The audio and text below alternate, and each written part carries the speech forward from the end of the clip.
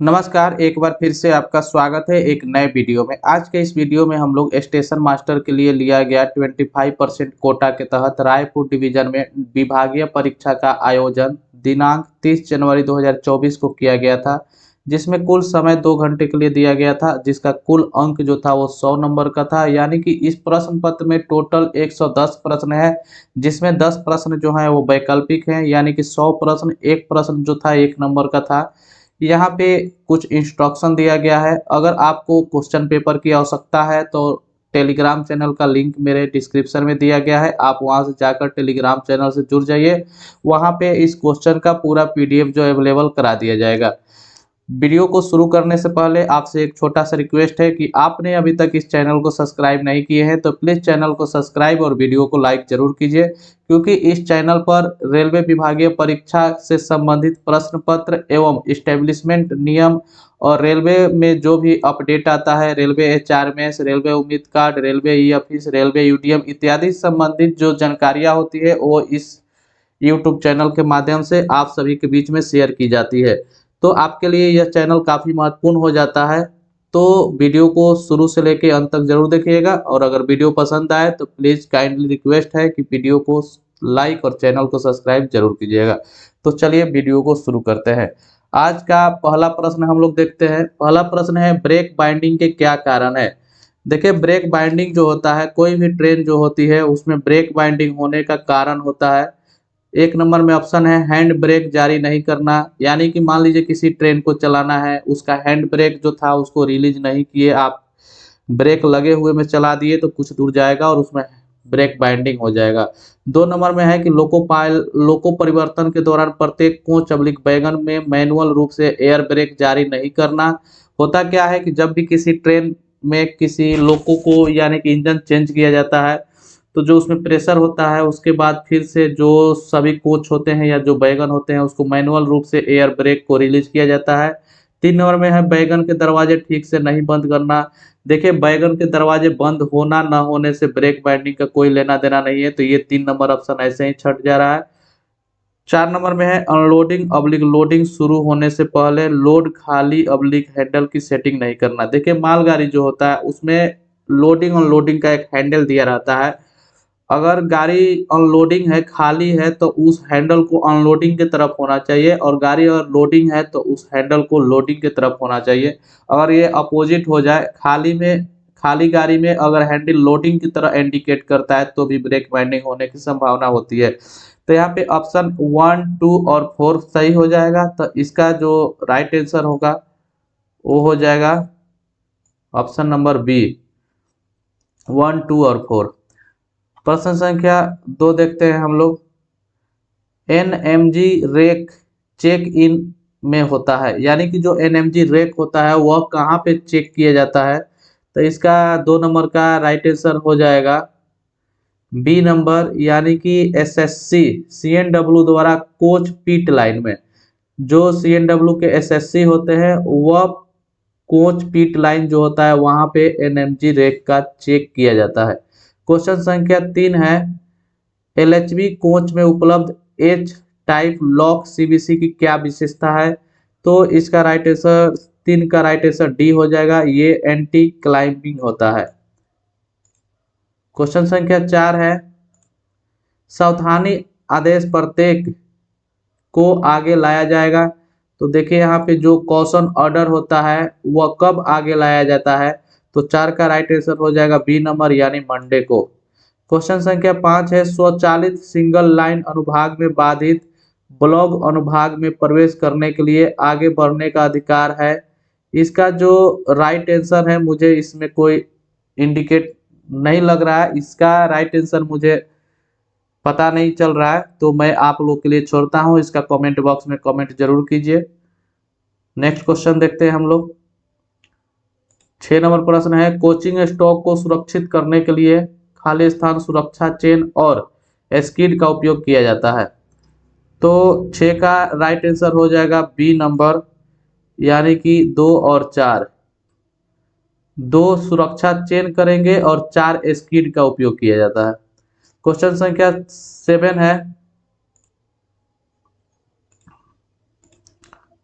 निम्नलिखित स्थितियों के दौरान जीडीआर जांच की जानी चाहिए, यानी जीडीआर कब कब बनाना चाहिए।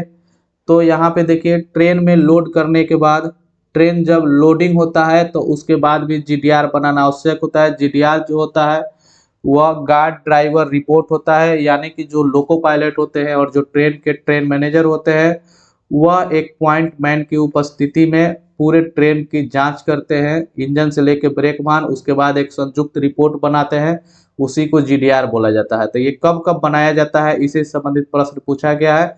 तो जब ट्रेन में लोड किया जाएगा माल, उस समय भी जीडीआर बनेगा। ट्रेन में अनलोड के बाद इस समय भी जीडीआर बनता है। 24 घंटे से अधिक स्थिर लोड क्लियर करने से पहले यहाँ भी जीडीआर बनेगा। ट्रेन में शंटिंग के बाद, यहाँ जो 7 नंबर का राइट आंसर हो जाएगा ए नंबर, यानी कि ट्रेन लोडिंग, ट्रेन अनलोडिंग और 24 घंटे से ज़्यादा अगर किसी स्टेशन पे कोई ट्रेन स्टेबल रहती है तो उस समय जीडीआर बना के ही गाड़ी को आगे ले जाना है। ट्रेन में शंटिंग करने से कोई मतलब नहीं है जीडीआर को। प्रश्न संख्या नेक्स्ट देखते हैं। प्रश्न संख्या 8 है, प्रीमियर रेक बीपीसी की वैधता क्या होती है। देखिए, जो किसी भी ट्रेन को चलाया जाता है तो उसको चलाने के लिए सीएनडब्ल्यू के द्वारा एक सर्टिफिकेट जारी किया जाता है, जिसको बीपीसी ब्रेक पावर सर्टिफिकेट बोला जाता है। वह अलग अलग ट्रेन के लिए जो होता है अलग अलग बीपीसी जारी किया जाता है। कोई सीसी रेक होता है, कोई प्रीमियर होता है। तो इसमें प्रीमियम रेक उसकी वैलिडिटी दिया जाता है, कोई 10 12 प्लस 3 डेज का होता है, कोई 60 35 दिन का होता है, कोई 6000 किलोमीटर प्लस 1500। तो यहाँ पे प्रीमियर रेक के बीपीसी की वैधता पूछ रहा है, तो 8 का राइट आंसर हो जाएगा सी नंबर। 12 दिन की मल्टीपल लोडिंग प्लस भरी हुई स्थिति में 3 दिन की छूट, यानी कि जो इसका वैलिडिटी होता है 12 दिन। अगर कोई ट्रेन 12 दिन में नहीं पहुंच पाता है तो उसको प्लस में 3 दिन का ग्रेस दिया जाता है। नेक्स्ट प्रश्न हम लोग देखते हैं। प्रश्न संख्या 9 है, सीसी रेक बीपीसी की वैधता क्या है। तो यहाँ पे देखिए, सीसी यानी क्लोज सर्किट रेक इसको बोला जाता है।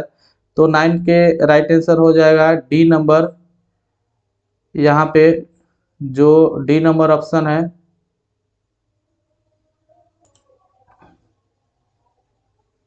पचहत्तर 100 किलोमीटर या 35 दिन। इसमें होता क्या है कि 6000 प्लस 1500 या 30 दिन प्लस 5 दिन, यानी 5 दिन ग्रेस दिया जाता है दिन में और 1500 ग्रेस दिया जाता है किलोमीटर में। क्वेश्चन संख्या 10 है, एक बीएलसी ट्रेन में कितने बीएलसी इकाई जुड़ी होती है। तो 10 का राइट आंसर हो जाएगा डी नंबर, यानी कि 9 बीएलसी जुड़ा रहता है। प्रश्न संख्या 11 है, सीओए के मुख्य कार्य होते हैं। जो सीओए होते हैं उनका मुख्य कार्य क्या होता है। तो 11 का राइट आंसर हो जाएगा डी नंबर। ये जो होते हैं ट्रेन प्लानिंग करते हैं, ट्रेन का मूवमेंट कराते हैं और एसेस्ट मेंटेनेंस का कार्य करते हैं। ये सारी कार्य जो होता है एक सीओए के अधीन आता है।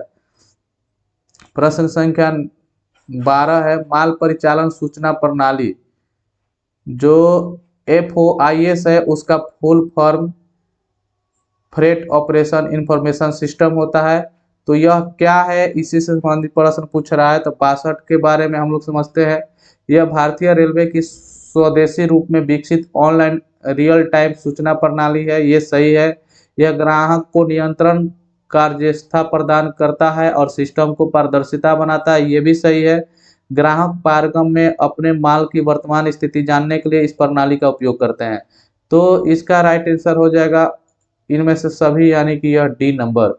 जो फ्रेट यानी मालगाड़ी होते हैं उसको ऑनलाइन स्टेटस जानने के लिए FOIS का प्रयोग किया जाता है।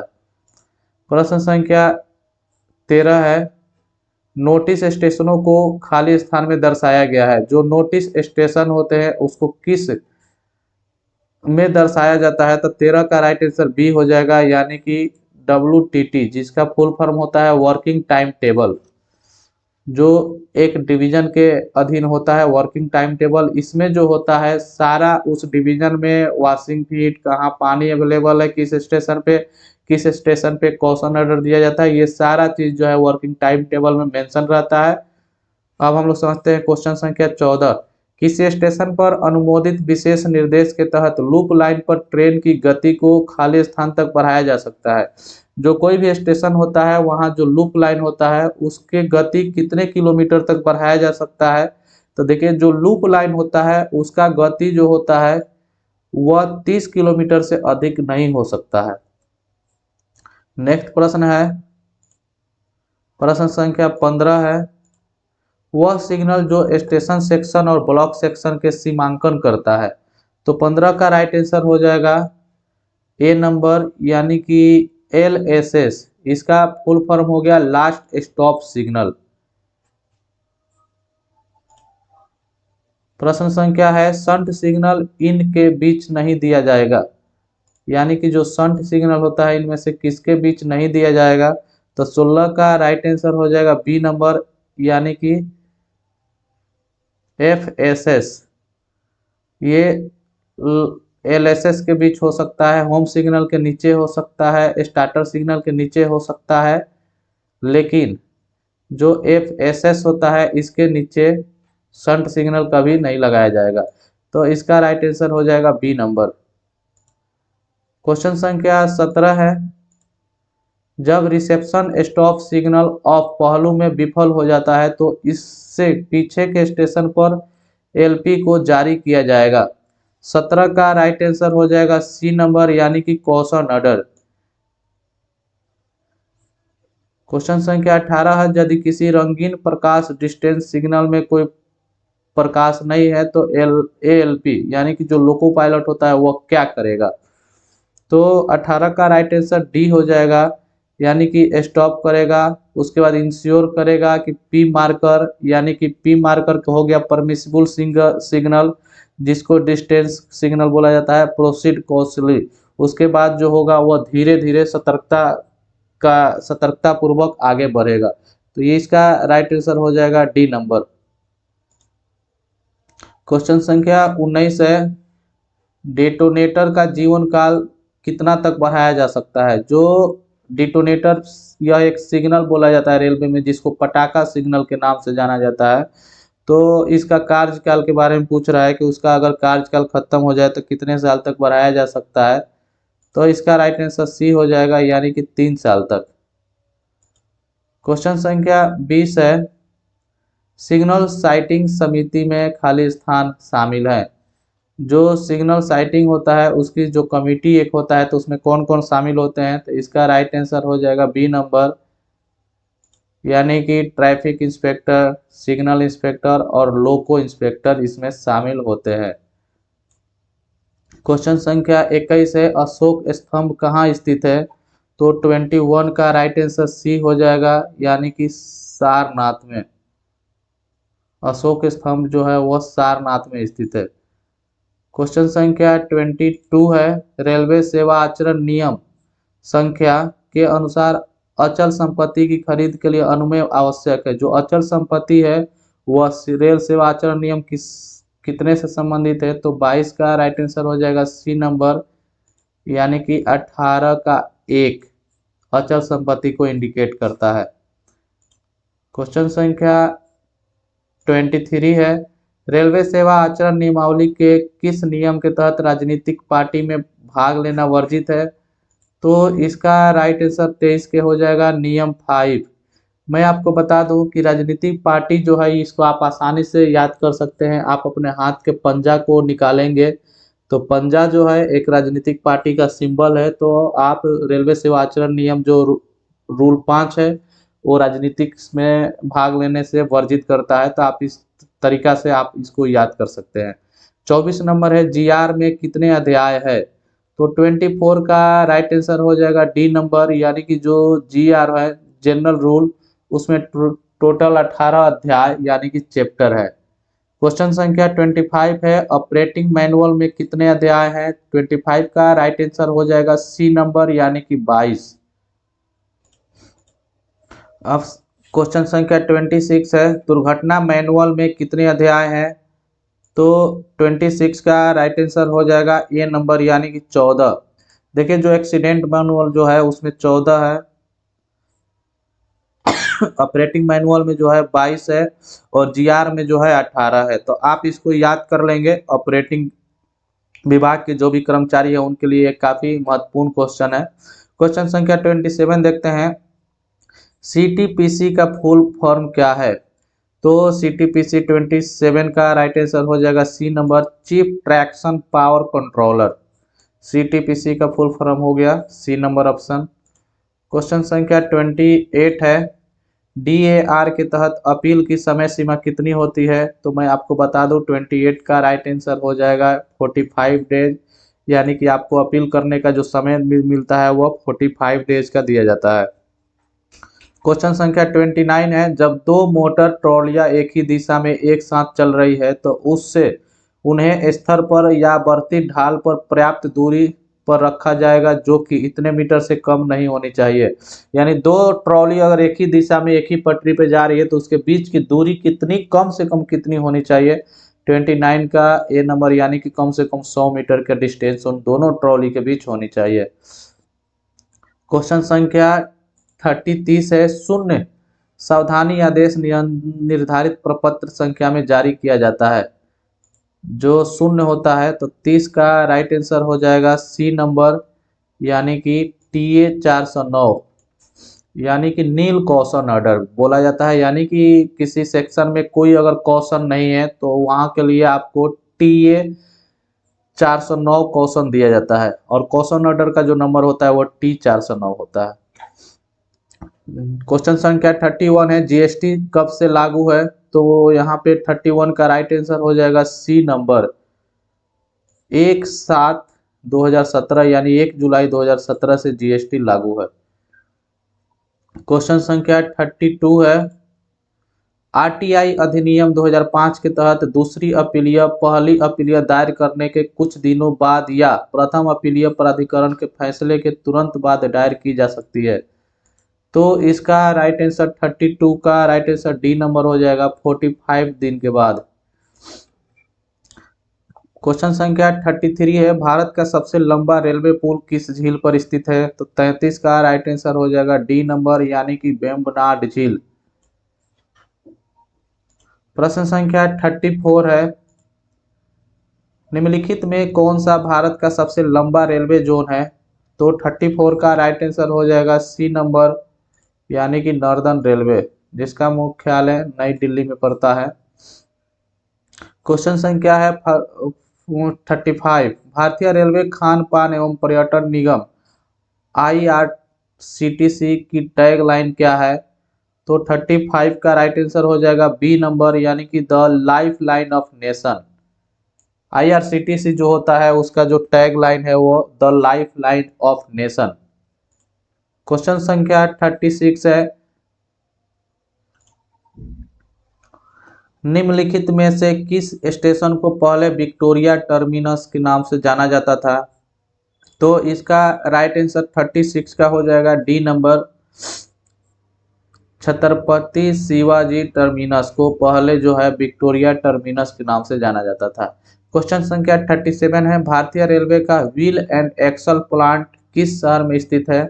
37 का राइट आंसर सी हो जाएगा, बेंगलुरु में स्थित है। क्वेश्चन संख्या 38 है। मैत्री एक्सप्रेस भारत को निम्नलिखित में से किस देश को जोड़ती है? तो 38 का राइट आंसर हो जाएगा सी नंबर, यानी कि भारत और बांग्लादेश के बीच चलने वाली यह ट्रेन है। क्वेश्चन संख्या 39 है। हाल ही में किस खेल प्राधिकरण ने टीम चयन मापदंड में यो यो और डेक्सा परीक्षण शुरू किया है? तो 39 का राइट आंसर हो जाएगा बी नंबर, यानी कि क्रिकेट। क्वेश्चन संख्या 40 है। भारत में चुनावी बांड कौन सी संस्था जारी करता है? तो 40 का राइट आंसर डी नंबर हो जाएगा, स्टेट बैंक ऑफ इंडिया। प्रश्न संख्या 41 है। प्रधानमंत्री सूर्योदय योजना निम्नलिखित में किससे संबंधित है? तो 41 का राइट आंसर हो जाएगा ए नंबर, यानी कि रॉफ टॉप सोलर प्लांट लगाने से संबंधित है। क्वेश्चन संख्या 42 है। 75 गणतंत्र दिवस परेड में किस देश के राष्ट्रपति मुख्य अतिथि थे? तो 42 का राइट आंसर हो जाएगा डी नंबर, जो फ्रांस के राष्ट्रपति थे वह इस बार के गणतंत्र दिवस के मुख्य अतिथि थे। क्वेश्चन संख्या 43 है। अमृत भारत ट्रेनों के बारे में निम्नलिखित में कौन सा कथन सत्य नहीं है? तो 43 का राइट आंसर जो हो जाएगा वह हो जाएगा सी नंबर, यानी कि इसकी अधिकतम परिचालन गति 110 किलोमीटर है, ये नहीं होगा। यह एक पुश पुल वाली ट्रेन है, ये सही है। इसे आईसीएफ द्वारा डिजाइन और विकसित किया गया, ये भी सही है। इसमें 2 लोकोमोटिव है, ये भी सही है। तो इसका राइट आंसर सी हो जाएगा, यानी कि इसकी गति जो है 110 किलोमीटर प्रति घंटा, ये सही नहीं है। क्वेश्चन संख्या अब देखेंगे 44। भारत सरकार द्वारा 16वें वित्त आयोग का अध्यक्ष किसे नियुक्त किया गया है? तो 44 का राइट आंसर हो जाएगा A number, doctor Arvind Panagariya. Doctor Arvind Panagariya. Question संख्या 45 देखते हैं। आई गोट कर्मयोगी प्लेटफॉर्म किस श्रेणी के लोगों के लिए लॉन्च किया गया है एवं एक ऑनलाइन शिक्षण पोर्टल है? तो 45 का राइट आंसर हो जाएगा डी नंबर, यह जो पोर्टल है वह गवर्नमेंट के ऑफिशियल कर्मचारियों के लिए लॉन्च किया गया है। क्वेश्चन संख्या 46 है। संयुक्त राष्ट्र ने 2024 को अंतर्राष्ट्रीय वर्ष घोषित किया है। 46 का राइट आंसर सी हो जाएगा, कमेलिड्स के लिए 2024 को अंतर्राष्ट्रीय वर्ष घोषित किया गया है। क्वेश्चन संख्या 47 है। निम्नलिखित में से किस संक्रमण के इलाज के लिए एंटीबायोटिक्स का उपयोग किया जाता है? तो 47 का राइट आंसर सी हो जाएगा, बैक्टीरिया को खत्म करने के लिए। क्वेश्चन संख्या 48 है। अग्निशामक यंत्रों के निम्नलिखित में से किसका उपयोग नहीं किया जाता है? यानी जो अग्निशामक यंत्र होते हैं उसमें किसका उपयोग नहीं किया जाता है? तो 48 का राइट आंसर ए हो जाएगा, कार्बन डाइऑक्साइड का उपयोग जो होता है उसमें नहीं किया जाता है। क्वेश्चन संख्या 49 है। भारतीय रेलवे आपदा प्रबंधन संस्थान निम्नलिखित में से किस शहर में स्थित है? तो 49 का राइट आंसर हो जाएगा डी नंबर, यानी कि बेंगलुरु में स्थित है। और आज के लिए अंतिम प्रश्न हम लोग देखेंगे, प्रश्न संख्या 50। फरवरी 2024 में सरकार द्वारा पेश किया जाने वाला बजट किस प्रकार का बजट होगा? तो 50 का राइट आंसर हो जाएगा A number, budget date will be present by government in February 2024। इसका राइट आंसर हो जाएगा अंतरिम बजट। तो ये था प्रश्न पत्र का 1 से लेकर 50 प्रश्नों को हम लोग हल कर लिए हैं। अब बाकी जो शेष प्रश्न बचे हैं 60, उसको हम लोग अगले वीडियो में हल करेंगे। तो मैं आशा करता हूं कि वीडियो आपको अच्छा लगा होगा। अगर वीडियो अच्छा लगे तो प्लीज़ चैनल को सब्सक्राइब और वीडियो को लाइक जरूर कीजिए। मिलते हैं नेक्स्ट वीडियो में, जब तक के लिए धन्यवाद, जय हिंद।